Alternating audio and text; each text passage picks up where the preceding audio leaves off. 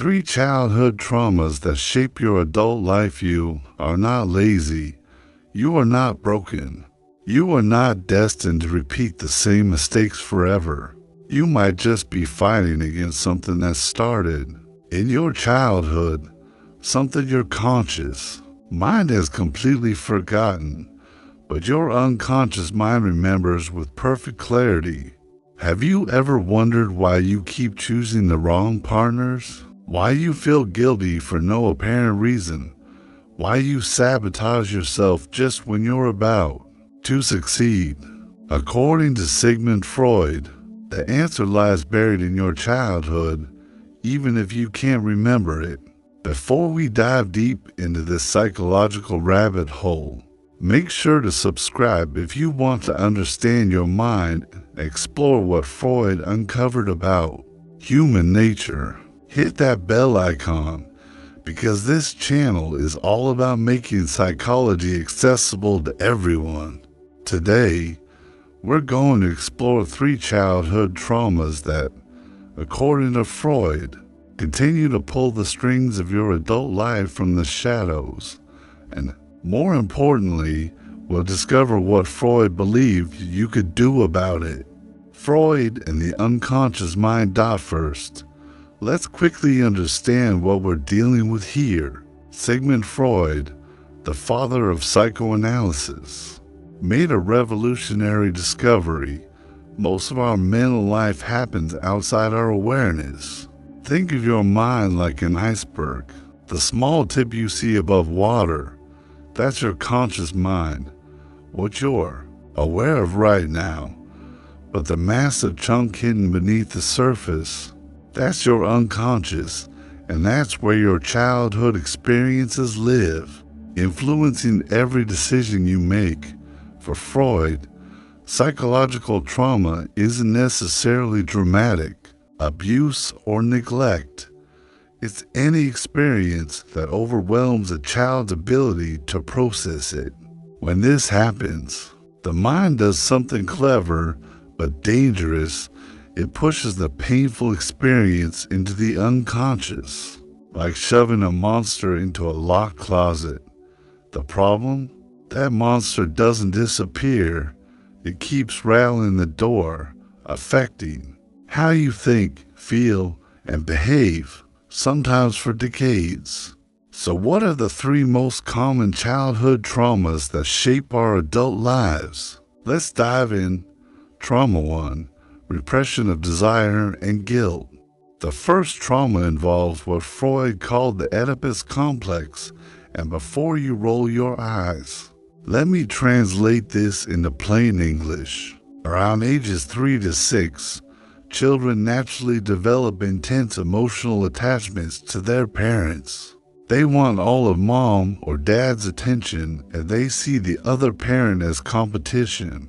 This is completely normal, but here's where trauma can occur: when a child's natural desires for attention, affection, or autonomy are met with harsh punishment, shame, or rejection.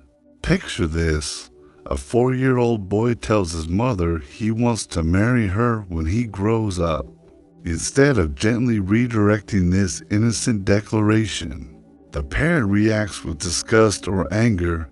That's disgusting. Don't ever say that again. The child doesn't understand why their feelings are wrong. They just learn that their desires are dangerous and shameful.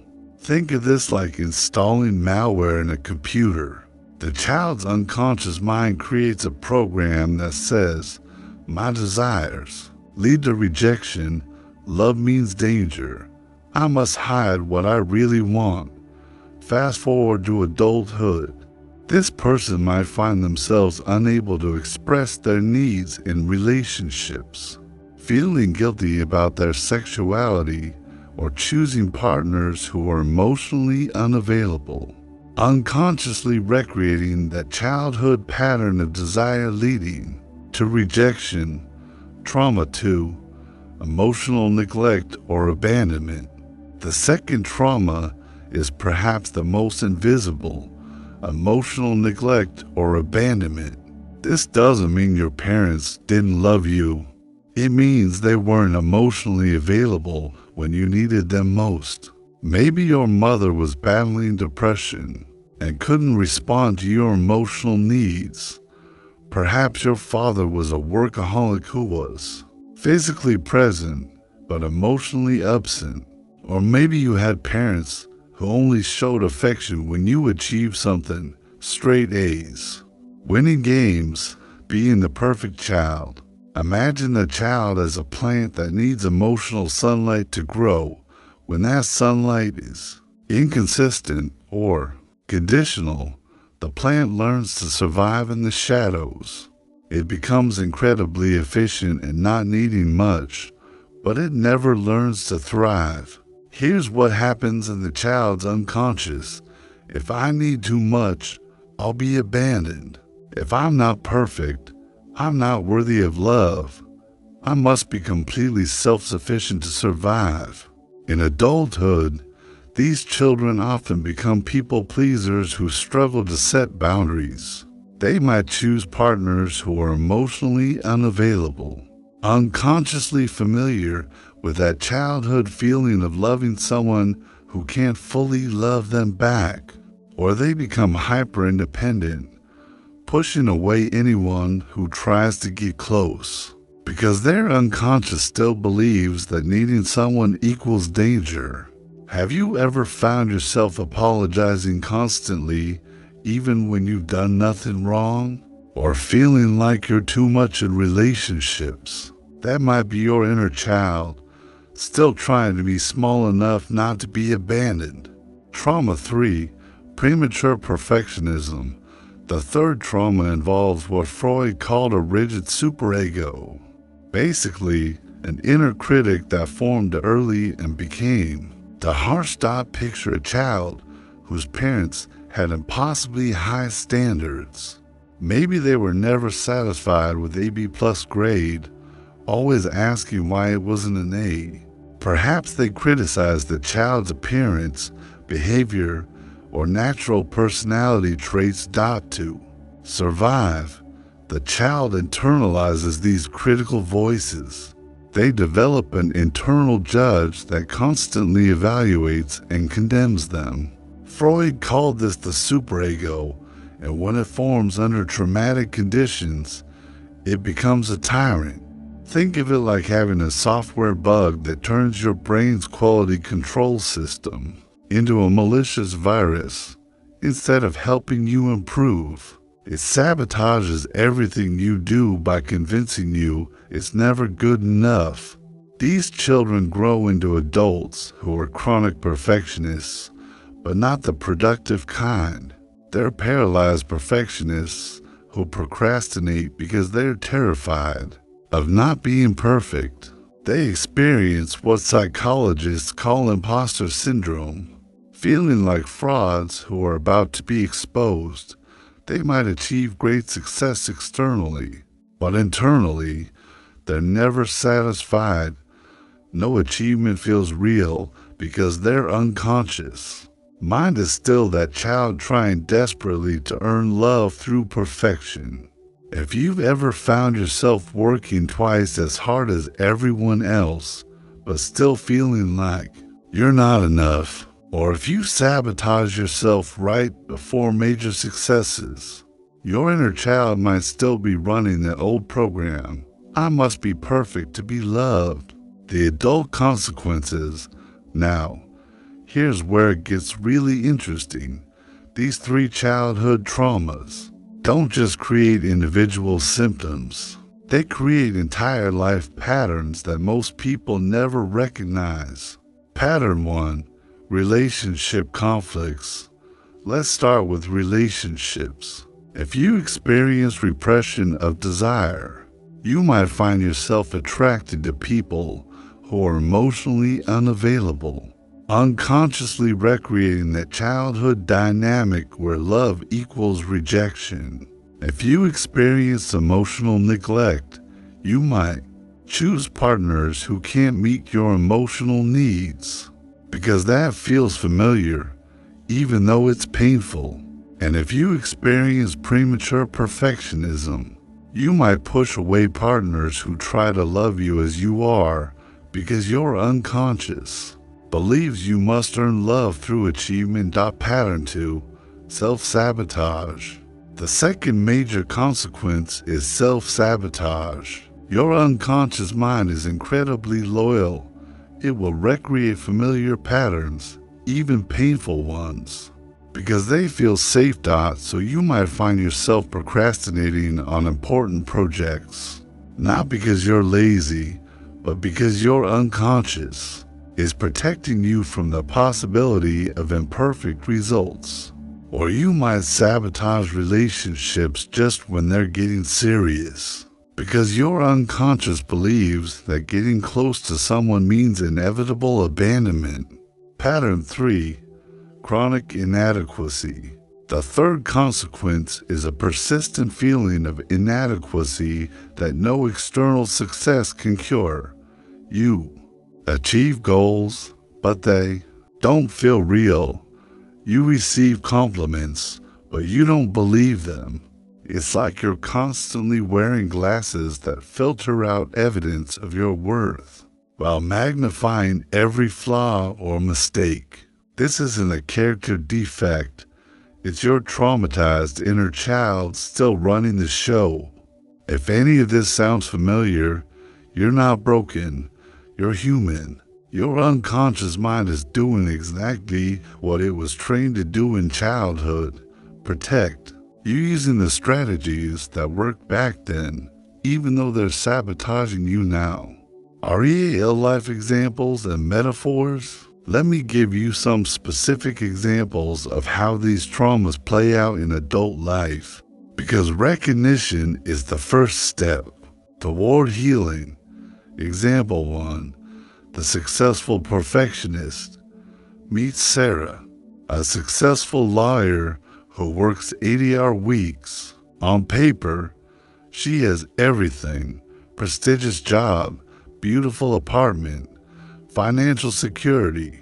But she's miserable and doesn't know why. Every achievement feels hollow. She's convinced her colleagues will discover she's incompetent, despite years of excellent performance reviews. She sabotages romantic relationships by being hypercritical of partners, then wonders why she's alone. Sarah's unconscious is still running the program installed in childhood. You must be perfect to deserve love, and no matter what you achieve, it's never enough. Example 2. The people pleaser. Then there's Marcus, who can't say no to anyone.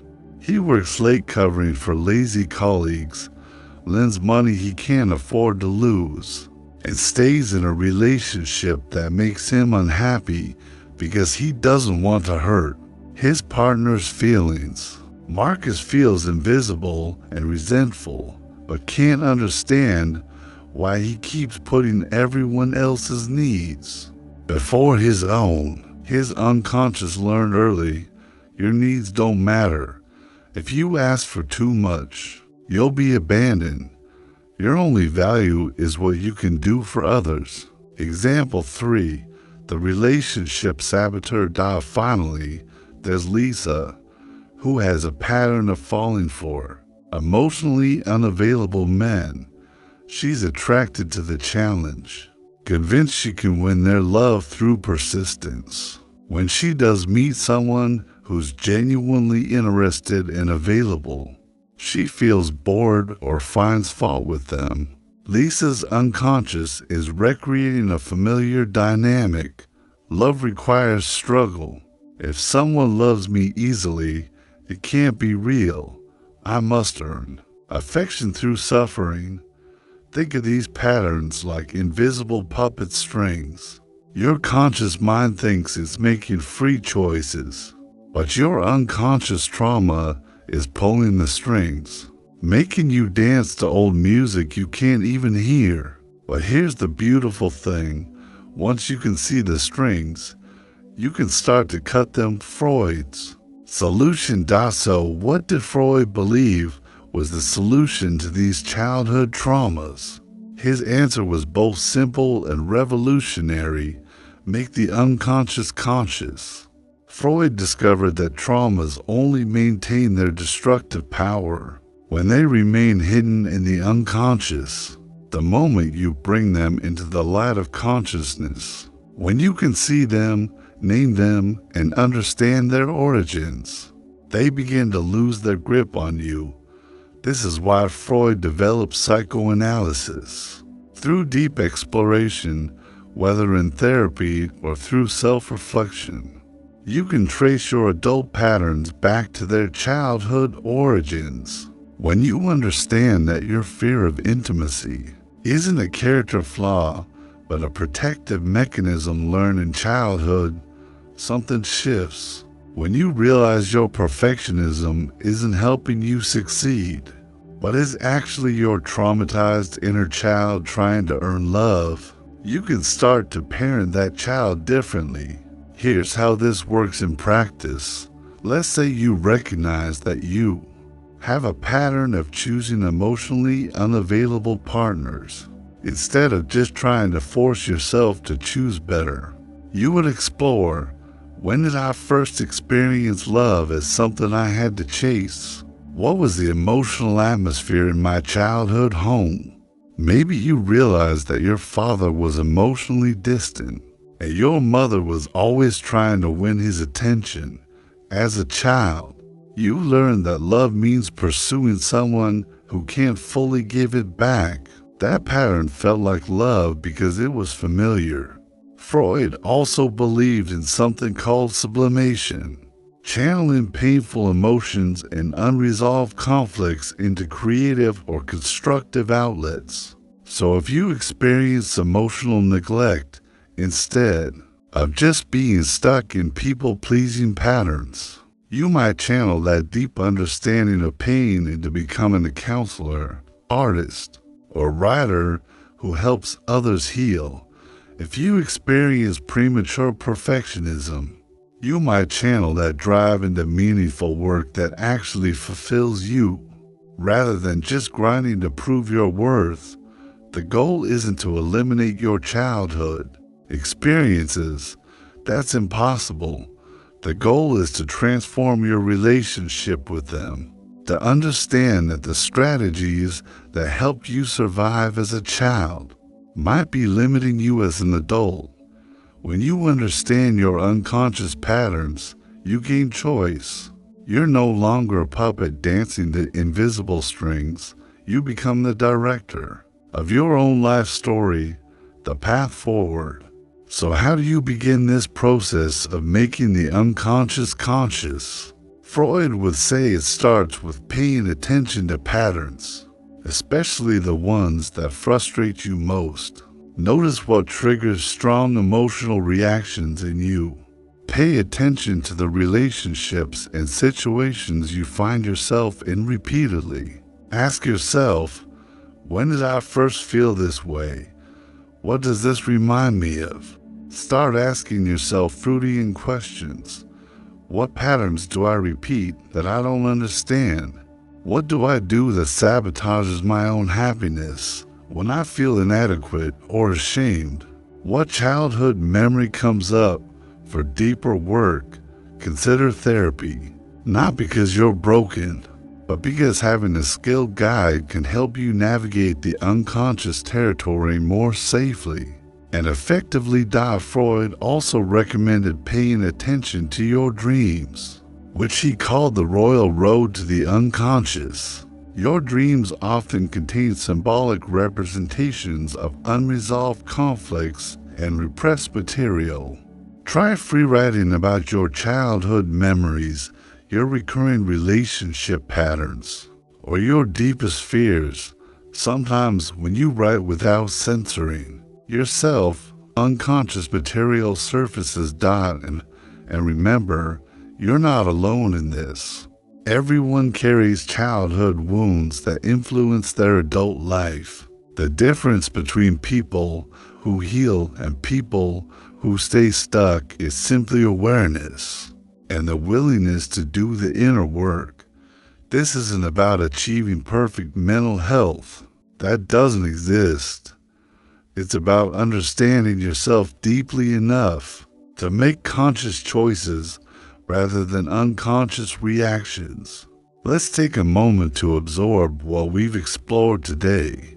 According to Freud, 3 common childhood traumas continue to shape our adult lives: the repression of natural desires, leading to guilt, emotional neglect or abandonment creating fears of intimacy, and premature perfectionism installing a tyrannical inner critic.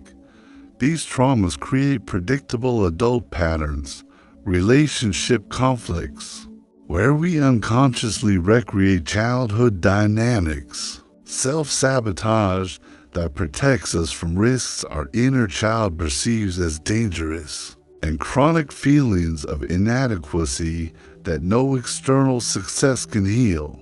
But Freud's revolutionary insight was that these patterns lose their power when we bring them from the unconscious into consciousness. When we understand why we do what we do, we gain the power to choose differently.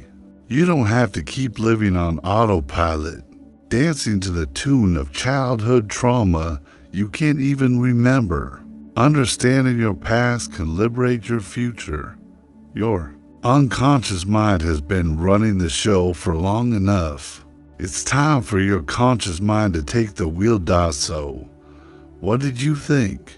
Did any of these patterns resonate with you? What childhood experiences do you think might be influencing your adult life? Share your thoughts in the comments below. I read every single one. If this video helped you understand yourself a little better, subscribe for more psychology content that makes sense of your inner world. Hit that like button if you found value here, and share this with someone who might need to hear it.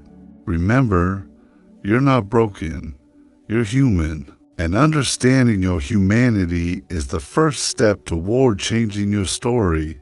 Until next time, keep exploring what makes you, you.